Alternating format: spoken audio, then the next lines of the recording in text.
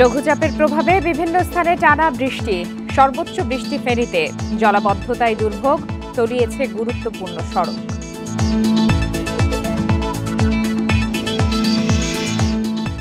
চট্টগ্রামের হালি শহরে নালায় পড়ার 1 ঘণ্টা পর শিশুর মরদেহ উদ্ধার।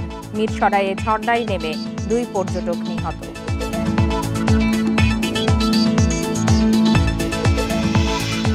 ভারী বৃষ্টিপাত থাকবে আরও কয়েকদিন বলছেন আবহাওয়াবিদরা। বড় বন্যার শঙ্কা নেই জানালো পূর্বাভাস কেন্দ্র।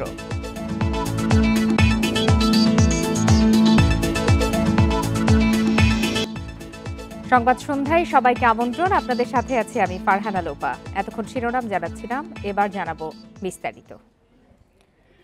লঘুচাপের প্রভাবে রাজধানী সহ দেশের বিভিন্ন স্থানে বৃষ্টিপাত অব্যাহত আছে। ভোর 6টা পর্যন্ত 24 ঘন্টায় দেশের সর্বোচ্চ বৃষ্টিপাত রেকর্ড হয়েছে ফেনীতে 399 মিলিমিটার। এ সময় রাজধানীতে 77 মিলিমিটার বৃষ্টি হয়েছে। দেশের বিভিন্ন জেলায় আরও কয়েকদিন মাঝারি থেকে ভারী বৃষ্টি অব্যাহত থাকার পূর্বাভাস আবহাওয়া অধিদপ্তরের।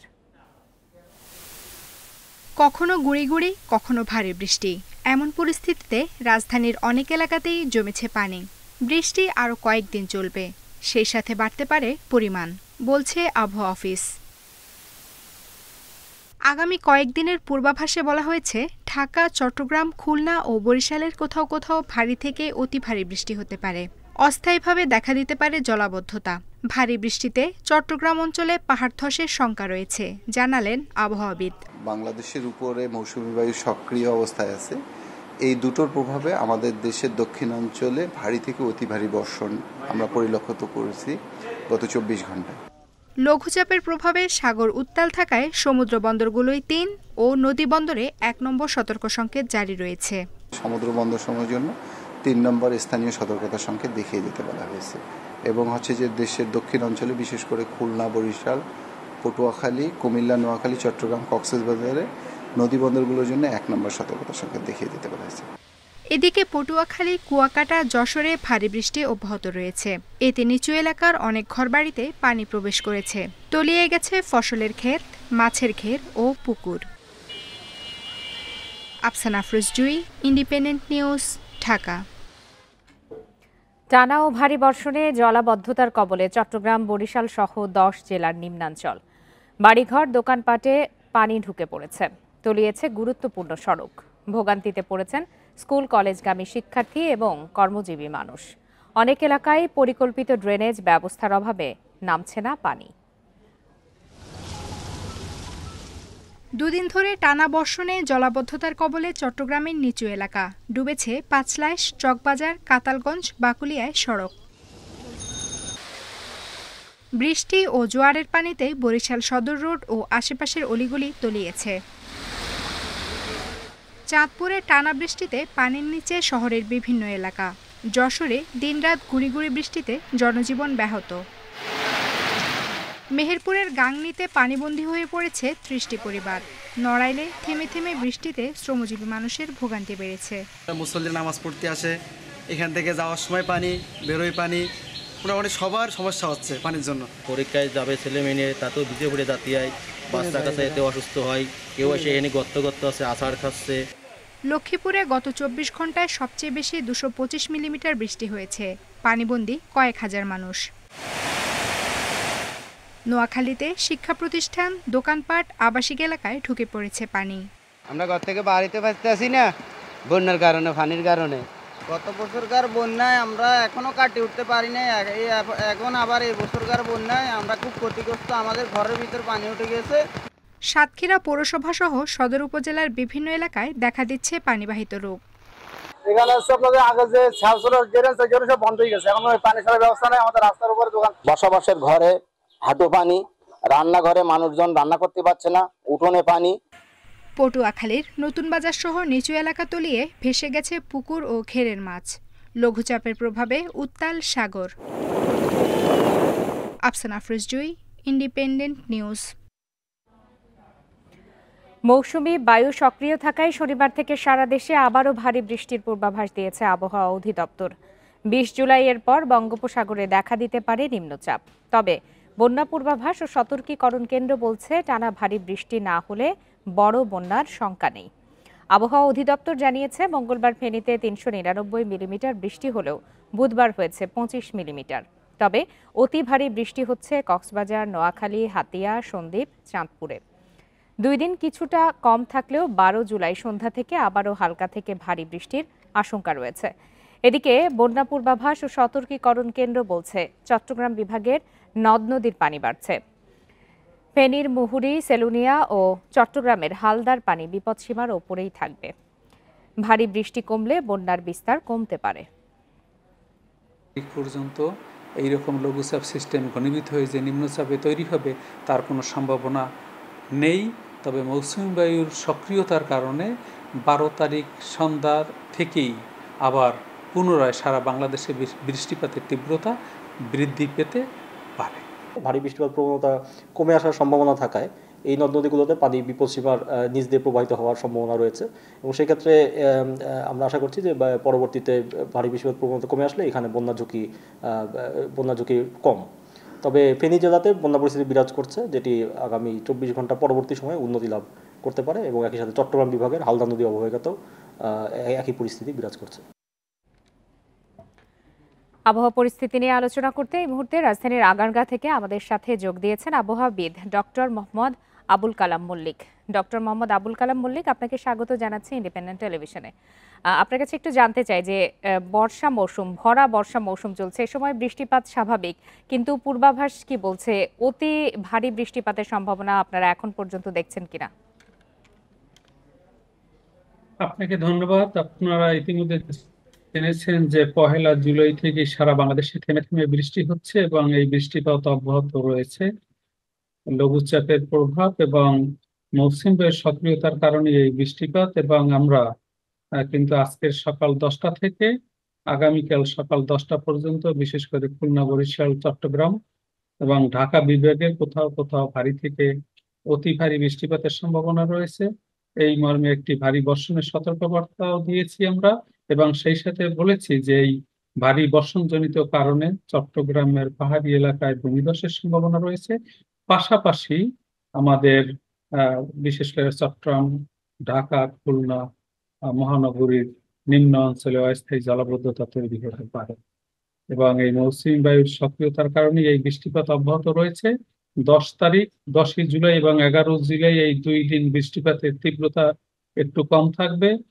12 তারিখ থেকে আবার নতুন করে বৃষ্টিপাতের নতুন একটা স্পেল শুরু হতে পারে, সেক্ষেত্রে আস্তে আস্তে আবার বৃষ্টিপাতের তীব্রতা বৃদ্ধি পেতে পারে। এই অবস্থা জুলাই মাস জুড়ে অব্যাহত থাকার পূর্বাভাস আপনারা পাচ্ছেন? হ্যাঁ, দেখুন, আমরা আগেই বলেছি যে বাংলাদেশে জুলাই মাস সবচেয়ে বৃষ্টিপ্রবণ মাস। জুলাই মাসে প্রতিদিন 1 পশলা বা 2 পশলা বৃষ্টিপাত হয়ে থাকে। তবে আমাদের এই বৃষ্টিপাতের তীব্রতা আমরা সাধারণত 3 দিন 4 দিন একটু বেশি থাকে, তারপর একটু কম থাকে, আবার বৃষ্টিপাতের তীব্রতা বৃদ্ধি পেতে থাকে, আবার একটু ড্রাই যায়, আবার বৃষ্টিপাতের তীব্রতা বৃদ্ধি পেতে থাকে এবং এ মাস জুড়েই বৃষ্টিপাত হবে। কখনো বৃষ্টিপাতের তীব্রতা কম বেশি হতে পারে, মানে বৃষ্টিপাতের সাথে থাকে বিশেষ করে উপকূলীয় এলাকায় দমকা বাতাস জোড়ো হওয়া, কখনো এর সাথে থাকে বজ্রপাত এবং এই বৃষ্টিপাত থেমে থেমে সাধারণত বাংলাদেশে সংঘটিত হয়ে থাকে। এখন পর্যন্ত যে বৃষ্টিপাতের ধরন সেটি সাউথ ইস্টার্ন পার্ট, বিশেষ করে মাইজদিকোট, ফেনী, কুমিল্লা, নোয়াখালী এই অঞ্চলে সবচেয়ে বেশি ছিল। গত 9 দিনে ফেনীতে 584 মিলিমিটার বৃষ্টিপাত রেকর্ড করা হয়েছে এবং সবচেয়ে বেশি রেকর্ড করা হয়েছে 837 মিলিমিটার আজকের দুপুর 3টা পর্যন্ত, বিশেষ করে নোয়াখালীর মাইজদিকোটে। সুতরাং এই যে ব্যাপক বৃষ্টিপাত, এর ফলে ওইসব অঞ্চলে অস্থায়ী এইভাবে জলাবদ্ধতা তৈরি হয়েছে। আগামীকাল এবং আগামী পরশু এই বৃষ্টিপাতের তীব্রতা কমে গিয়ে এই যে অস্থায়ী জলাবদ্ধতা তা থেকে উত্তরণ শুরু হবে। তবে আশঙ্কার বিষয় হলো যে 12 তারিখের পর থেকে, বিশেষ করে সন্ধ্যার পর থেকে এই বৃষ্টিপাতের ঘনঘটা পুনরায় বৃদ্ধি পেতে পারে। জি, ডক্টর মোহাম্মদ আবুল কালাম মল্লিক, আপনাকে অসংখ্য ধন্যবাদ আমাদেরকে সময় দেওয়ার জন্য। চট্টগ্রামের হালি শহরে নালায় পড়ে নিখোঁজ হওয়ার 1 ঘন্টা পর এক শিশুর মরদেহ উদ্ধার করেছে ফায়ার সার্ভিস। দুপুরে আনন্দীপুর এলাকায় নালা থেকে মরদেহটি উদ্ধার করা হয়। স্থানীয়রা জানিয়েছেন হুমায়রা নামের শিশুটি তার মায়ের কর্মস্থলের সামনে বল নিয়ে খেলছিল। খেলার সময় বলটি পাশের নালায় পড়ে গেলে সেটি তুলতে যায় শিশুটি। এ সময় সেও নালায় পড়ে যায়। খবর পেয়ে ফায়ার সার্ভিস কর্মীরা প্রায় 1 ঘন্টা তল্লাশি চালানোর পর শিশুটিকে উদ্ধার করে। পরে চট্টগ্রামের মা ও শিশু হাসপাতালে নিয়ে গেলে চিকিৎসক হুমায়রাকে মৃত ঘোষণা করেন।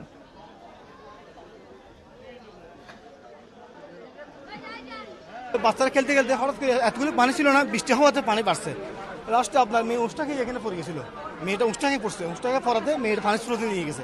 অক্লান্ত পরিশ্রমের পরে ফায়ার সার্ভিসও ইনস্ট্যান্ট ছিল এখানে ঘটনাস্থলে। আমরা এলাকাবাসীর সবার সহযোগিতায় আমরা এই বাচ্চাটাকে উদ্ধার করতে সক্ষম হয়েছি। চট্টগ্রামের মিরসরাইয়ে বেড়াতে গিয়ে ঝর্ণা থেকে নিচে পড়ে 2 তরুণের মৃত্যু হয়েছে। এ ঘটনায় আহত হয়েছেন আরও 3 জন। বুধবার দুপুরে সোনা পাহাড়ের মেলখুম ঝর্ণার নিচ থেকে 2 জনের মরদেহ উদ্ধার করা হয়।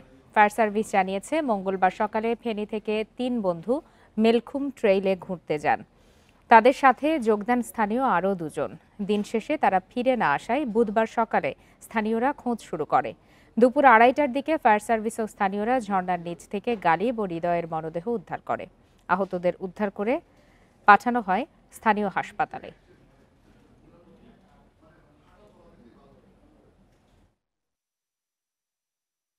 ওনারা তো যে ঝড় আর বৃষ্টির কবলে পড়ে এমনি বৈরী আবহাওয়া গেলাম, হাঁটতে হাঁটতে গিয়ে আমরা 3 জনকে রেস্কিউ করে জীবিত অবস্থায়। আচ্ছা, তাদের অবস্থা খুবই সংকটাপন্ন। তাদেরকে সাথে সাথে আমরা যে জোরারগঞ্জ স্বাস্থ্য কমপ্লেক্সে ভর্তি করে দিয়ে আসছি। গুলির নির্দেশ দেয়া শেখ হাসিনার ফোন আলাপের আন্তর্জাতিক নিরীক্ষা মামলার স্বচ্ছতা বাড়াবে। এটি দালিলিক প্রমাণ হিসেবে ট্রাইব্যুনালে উপস্থাপন করা হবে বলে জানান প্রসিকিউটর গাজী MH তামিম। ফাঁস হওয়া ফোন আলাপ যাচাই করে বিবিসি যেই প্রতিবেদন দিয়েছে তা শেখ হাসিনার বিরুদ্ধে অভিযোগ প্রমাণে কাজে লাগবে বলে মনে করেন তিনি।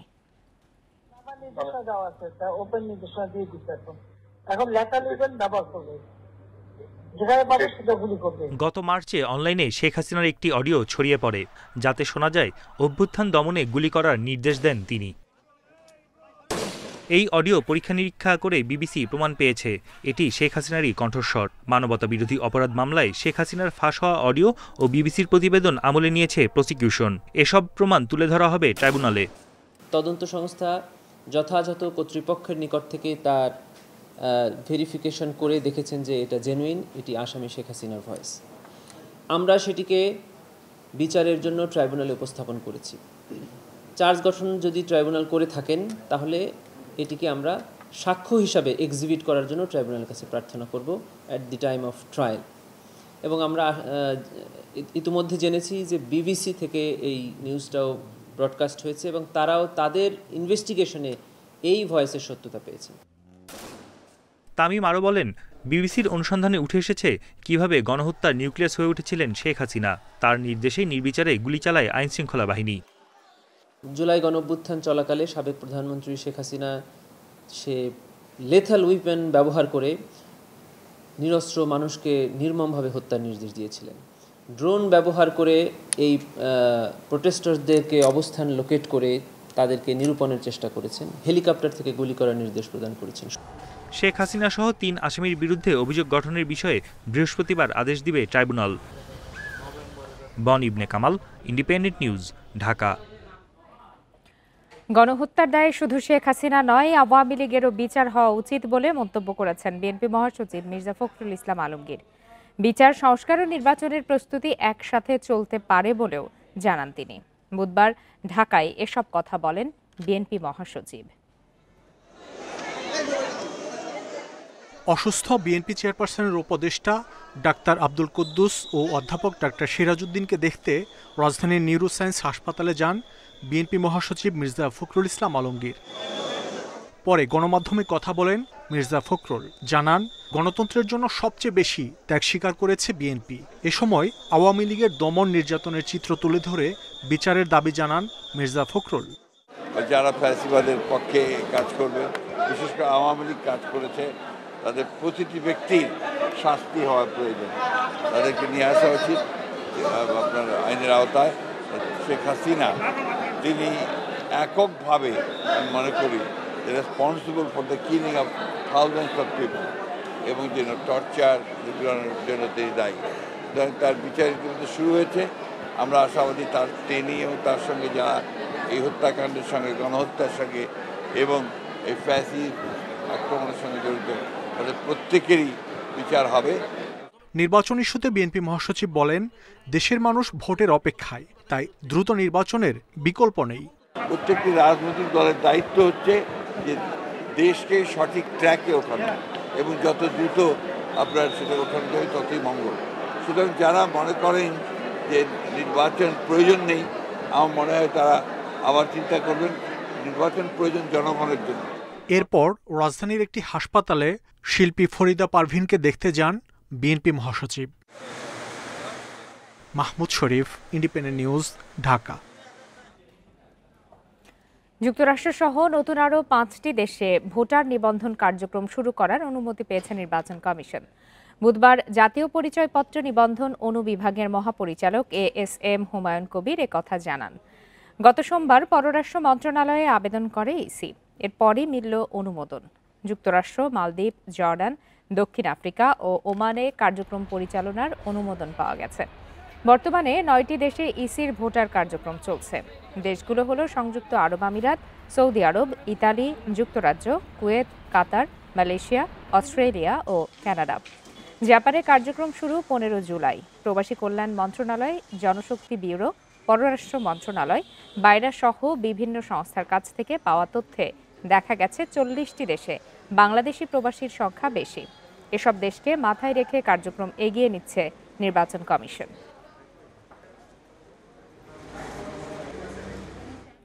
গড়ে $10 পোশাক রপ্তানির পেছনে যুক্তরাষ্ট্রের আমদানিকারকদের এখন শুল্ক দিতে হবে $5 বেশি, যা গত এপ্রিল পর্যন্ত ছিল $1.5।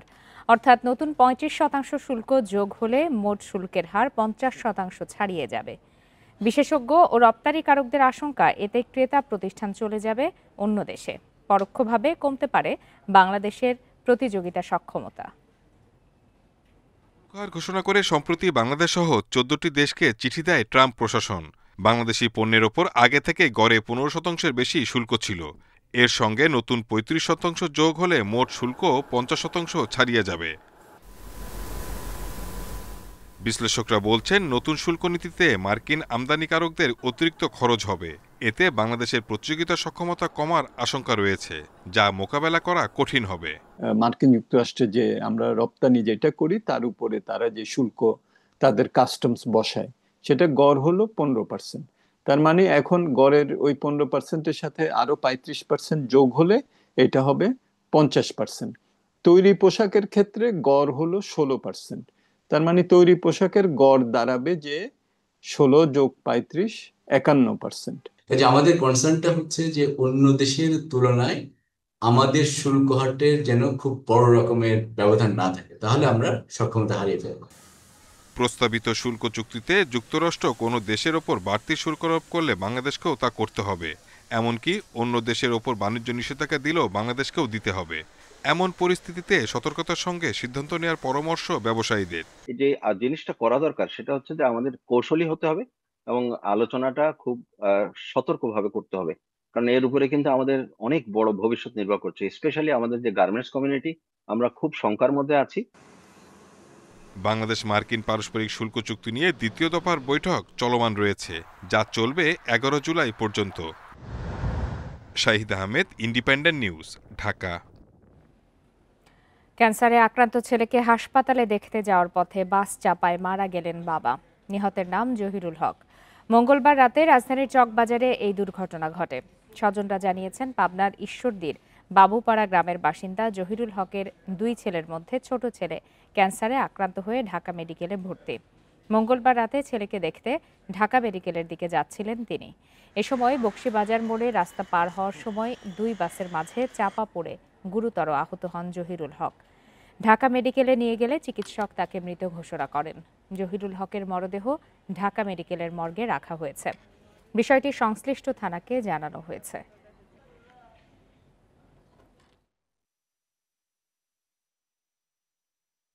বকশীবাজার মোড়ে রাস্তাটা ক্রস করতেছিল, তো ক্রস করার মুহূর্তে মৌমিতা পরিবহনের দুটি গাড়ির মধ্যবর্তী স্থানে গুরুতর আহত হয়। আহত হওয়ার পর তাকে ঢাকা মেডিকেল কলেজ হাসপাতালে আনা হয় চিকিৎসার জন্য এবং সেখানে কর্তব্যরত চিকিৎসক তাকে মৃত ঘোষণা করেন। শেষ করছি আজকের সংবাদ সন্ধ্যা। ধন্যবাদ সবাইকে।